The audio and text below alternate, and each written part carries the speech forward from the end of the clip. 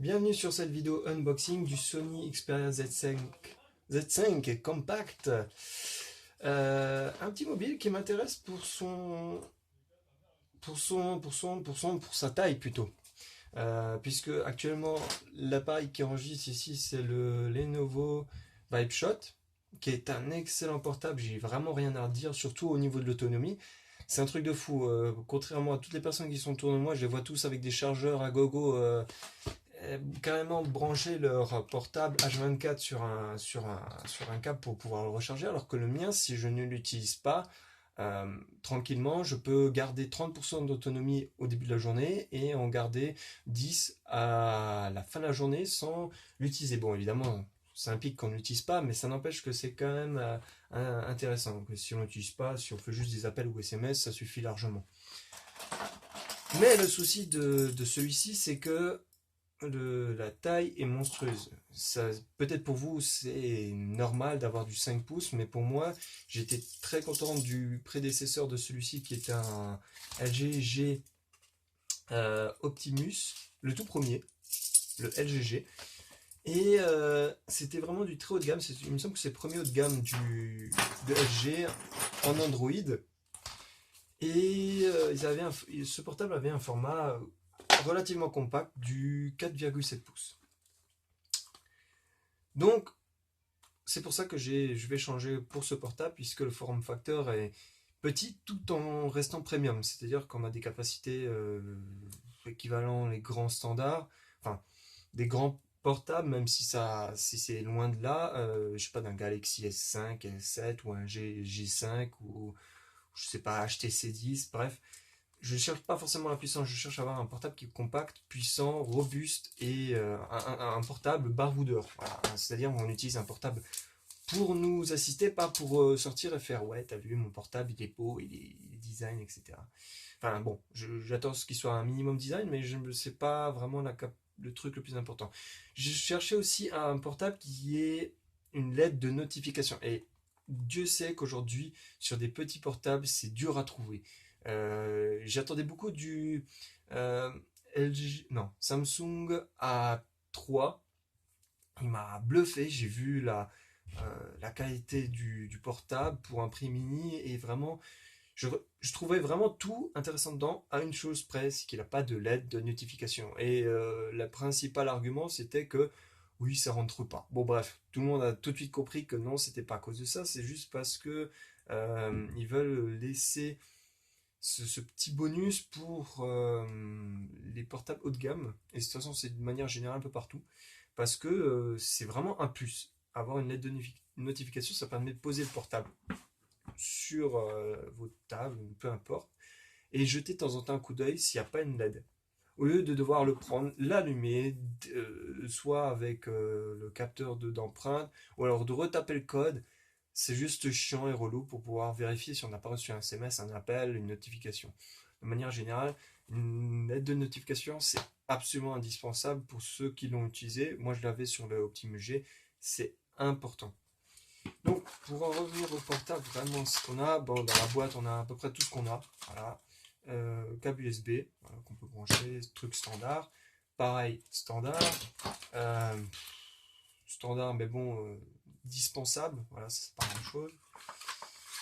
Et la paperasse habituelle avec les règlements, ne pas utiliser, avec voilà, ce portable respecte ses standards de l'Union Européenne. Guide de démarrage, tiens, on va voir ça. C'est ça le truc qui change des autres portables. Voilà, c'est vraiment.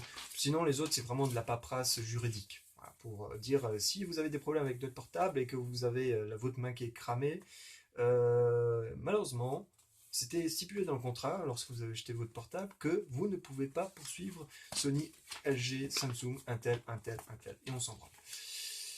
Voilà. Donc, apparemment, on peut faire tout un tas de trucs. Bienvenue dans le monde de Sony, Xperia Lounge, un monde de divertissement, blablabla, passer. Vous voyez, voilà, blablabla. On s'en fout, on s'en branle. Pareil. Donc, voilà, c'est vraiment du minimum. Le plus important, c'est ça. Et bordel de Dieu, ça fait plaisir d'avoir un portable qu'on peut utiliser à une main. Maintenant, j'ai pris l'habitude et ça m'emmerde déjà parce que le portable est lourd. Alors, celui-ci est quand même lourd, hein. Faut faut pas penser qu'il est léger quand même, il embarque tout ce qu'il y a de plus haute technologie en prenant en compte le form factor, c'est-à-dire que c'est petit, mais ils ont utilisé vraiment tout ce qu'il y a de mieux, en sachant qu'on peut voilà, miniaturiser le but du jeu. Je vous rappelle qu'il y a quelques années, on se battait vraiment pour avoir le portable le plus petit. Maintenant, on a l'impression que c'est totalement l'inverse. On essaie d'avoir le portable le plus gros, ce qui est complètement con. Voilà, plus petit c'est con, plus gros c'est con aussi. Et moi, j'aimerais avoir un juste milieu. Et là, on a un juste milieu, c'est-à-dire très performant, c'est-à-dire les meilleurs composants qu'on puisse mettre dans un portable de cette taille. Mais voilà, ça reste, on peut le prendre dans une main, le plus important. Donc ici, on a du USB, micro USB, voilà, l'endroit où on a le micro. Ensuite, on a un bouton pour le portable, ce qui est pratique quand on le tient comme ça, avec deux touches, enfin, deux sensibilités, c'est-à-dire une fois pour faire la mise au point et une seconde fois en pressant à fond pour prendre la photo. Bouton de volume up et down, beaucoup se sont plaints parce qu'on a l'habitude, c'est vrai, d'avoir les boutons de volume au-dessus du bouton de démarrage, mais là, c'est pas le cas, ils l'ont complètement inversé. Pour quelle raison? J'ai aucune idée. Je sais pas, il y a une personne sur YouTube qui expliquait qu'au final, c'était ergonomique parce que dans un certain cas d'utilisation, c'est bien mieux placé. Bon, bref, je ne sais pas.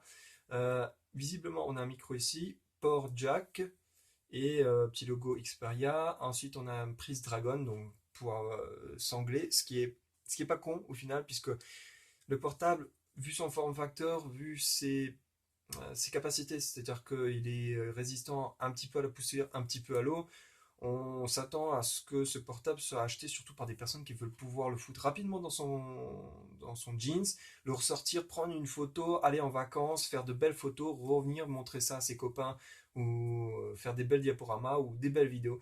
Donc c'est tout à fait logique d'avoir cette dragonnette. Imaginez, vous êtes sur un bateau, vous voulez prendre de belles photos, mais vous voulez pas prendre le risque, vu qu'il est petit, même s'il a une très bonne adhérence. Bon, là, le problème, c'est que je l'ai pas. Non. Là, c'est du. Bon, là, j'ai l'adhérence qui est au maximum parce que j'ai le plastique. Bon, je vais pas l'enlever, hein. J'aime bien garder le plastique quelques temps.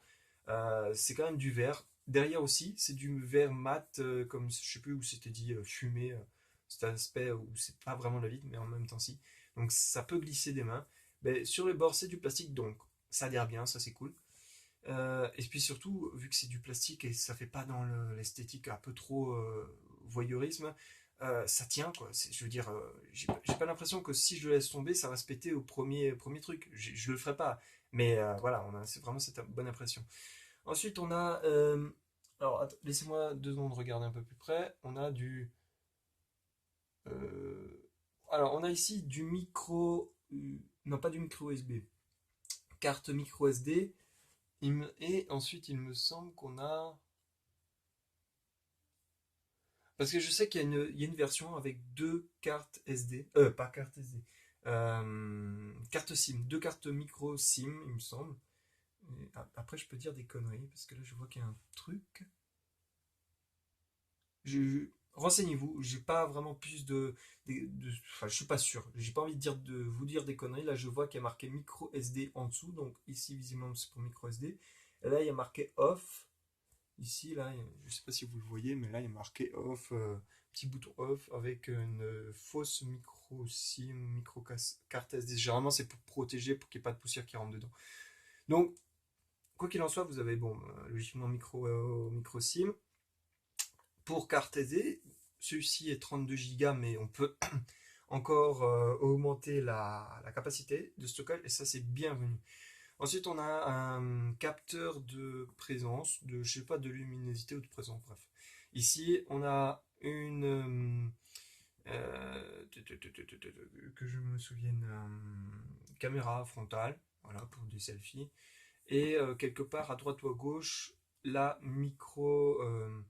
la lettre de notification, qui est vraiment très petite, j'ai pu le voir sur des images microscopiques par rapport à ce que j'avais sur le LG G. Donc voilà, c'est vraiment une petite vidéo de présentation. Je ne l'allume pas pour simple raison, c'est que quand on reçoit un portable, la précaution c'est de le charger au maximum à bloc euh, pour pouvoir relancer la charge. Parce que si on lance le portable, il va rester sur une charge qui est un peu pourrie. Puisque les portables je connais des personnes qui s'occupent de grosses batteries, les grosses batteries qu'on met dans les bagnoles, et ils s'y connaissent suffisamment. Et ils expliquent que les batteries, il faut les recharger euh, tous les 6 mois. Il faut les recharger, les remettre dans les boîtes, et puis les ressortir, parce que la batterie se décharge même si on n'utilise pas. Et si on, on utilise un appareil qui est sur batterie et qui n'a pas été chargé depuis un bon moment, on utilise une batterie qui est un peu vieille, enfin vieillotte, la charge qui est vieille, qui est un peu pourrie, et du coup c'est un peu comme appuyer sur une pédale d'accélération d'un moteur qui n'a pas été décrassé, ça peut donner de très mauvais résultats.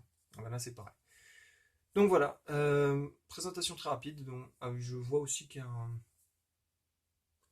une caméra à l'avant de 23 mégapixels. Apparemment, il y a je sais pas, un processeur photo Exmor qui donne des qualités monstrueuses avec un flash LED. Une flash LED. Voilà. Donc, présentation simple. Je ferai peut-être d'ici quelques mois une vidéo finale pour vous dire vraiment ce qui est bien, ce qui est chiant au jour le jour. Et sinon, ben, je vous conseille de vous abonner et de laisser un petit pouce bleu. Je vous dis à plus.